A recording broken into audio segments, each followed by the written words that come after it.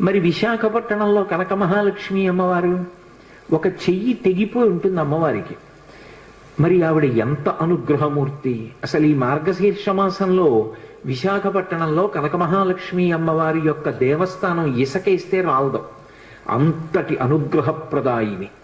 ఆ తల్లి పాదముల దగ్గరికి వెళ్ళి నమస్కరించాలి తప్ప ఆవిడ అనుగ్రహించలేనటువంటి విషయం లేదు.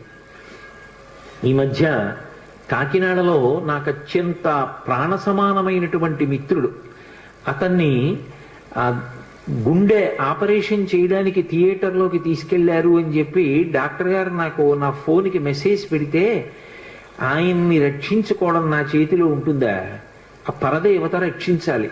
పసుపు నీళ్లతో కనక మహాలక్ష్మి అమ్మవారికి అభిషేకం చేశా సమయంలో. తిరిగి వచ్చాను, శుభవార్త విన్నాను. ఆ తల్లి గొప్ప అనుగ్రహప్రదాయిని. ఆ తల్లి